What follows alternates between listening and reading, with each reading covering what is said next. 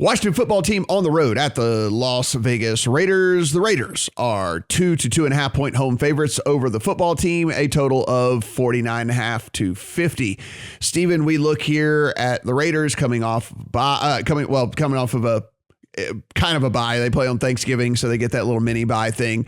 And then you get the football team that is, look, they won. It was more drama filled than it even needed to be, because if you're trying to tell me that a person who kicks a football for a living professionally can't kick a 21-yard field goal to ice a game, then we're having like serious problems. I understand he's a punter, but like, give me a friggin' break, right? Like, I've seen drunk frat kids make 25-yard field goals in like penny loafers. You know, I mean, like, how a professional kicker can't make a 21-yarder to ice a game is beyond me. But regardless, they get the win. And they head on the road here to Vegas to take on the Raiders as 2.5 point underdogs. I got to admit, I like what I've seen from Heineke lately. I know we were kind of down on him for a while there, but he is taking care of the ball better. He is making smarter throws. I think he's understanding that you don't always have to throw it into traffic, and he's taken off and he's using his legs a little bit more again. I kind of like what I've seen from him over the last couple of weeks. And certainly I'm not a huge fan of the Raiders moving forward. Yeah, I'll be curious to see what Brad thinks about Heineke at this point, because I think we were all rightfully down on him earlier this year. But since the bye week, I'm not sure if it's Heineke playing better or just playing behind an elite offensive line, but I'm not sure I care which the reason is, because if you mash it all together, this is a team that is 8th in EPA, 7th in success rate since their bye week. Taylor Heineke 4th in drop back EPA and success rate. And they had a couple of games there against the Bucs and the Panthers. So pretty decent defenses there.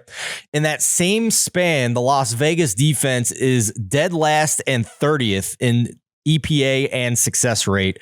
So combine that with that offensive line I mentioned, that is 3rd and 1st in pass block and run block win rate against a defense that has the lowest blitz rate in the league. So they're only going to have to block 4 for the vast majority of this game. I think I'm going to bet Washington plus 2.5 here, because even when the Raiders have the ball on offense, if you look at the metrics, it's very evenly matched against the Washington defense. And I think the huge mismatch here is potentially with the Washington offense, and I'm getting 2.5 points. So I'm good with that. Since week 8, your number 5 graded quarterback in the NFL, according to Pro Football Focus, is one Taylor Heineke. And this year is drunk, man. Yeah. So since week 8, he is, and that is a higher grade than Aaron Rodgers, Tom Brady, Kirk Cousins, Josh Allen, Patrick Mahomes. The list goes on and on. So Taylor Heineke ahead of all those guys since week 8. Again, that's only one site's metric there for Pro Football Focus. But again, we all respect those guys pretty good. Brad, they're catching 2.5 here on the road at the Las Vegas Raiders, which I guess it also kind of depends on how you view this Raiders team going forward, considering that they are still, in theory, in the playoff hunt. Yeah, it's interesting. There's been a bit of a change in perception of the Raiders just because they beat those Cowboys on Thanksgiving. Everyone watched it, but I'm not truly buying they've kind of turned a corner. I mean, they had a 35% success rate in that game, which is, that's not normally when you score 38 points or whatever. A lot of those drives were aided by penalties on pass interference, and, there was a lot of nonsense there. So, especially without Darren Waller, Deshaun Jackson was again limited in practice, so he's a bit banged up at his age. I'm not suddenly buying that the Raiders' offense is suddenly good again. I'm a little bit concerned with this Washington offensive line, just with the injuries. Sam Cosmi, the right tackle, he's on IR, and then the center Tyler Larson, he didn't practice either.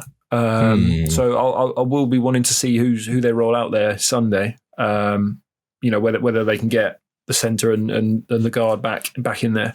But otherwise, I agree with everything Stephen said. I just want the offensive line on the field, basically. Yeah. Thanks for pointing that out, Brad. That's really important. Getting, this past week as well, they were eased back in. I imagine that means more reps and more everything this week as well. But the football team did get back Curtis Samuel into the lineup. They did get back Logan Thomas into the lineup as well.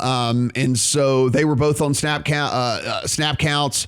I imagine that means a bigger workload workload for them again this week. Having Logan Thomas, I think, is pretty massive because, yes, he's not on the same level as like a Kittle and Kelsey, but he had kind of worked himself solidly into that next tier of tight ends. Like he is like clearly in that second tier of tight ends and as far as playmakers go. And so I don't want to undersell what it means getting him back out there off of IR and getting him back into that offense, and also taking some pressure off of Terry McLaurin, right? Because that's the other thing is when you don't have a Logan Thomas or a Curtis Samuel out there, then teams can really just key on McLaurin because they're not worried about Cam Sims and all that, whatever, all these other wide receivers. But now you put a Samuel out there, you put a Logan Thomas out there, McLaurin should have, in theory, Stephen, and this is kind of something that you and I from a fantasy DFS perspective have kind of looked at in the past, right? Is that the addition of somebody doesn't necessarily mean the subtraction to another player, because it can actually create opportunities for them.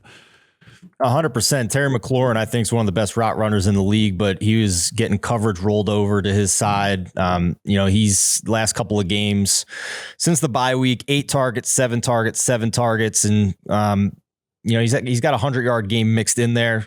So it could go either way. I mean, you still have Taylor Heineke at quarterback that, we'll see, but I don't know if I want to play any props on McLaurin. But from a fantasy standpoint, I'm certainly more comfortable with starting him in my lineup than I was for a lot of the middle of the season, where you'd either get a 100-yard game or less than 50 yards for a lot of these games. So I think it's a little bit more consistent now that these other guys are in there to take some of the double coverage away from him.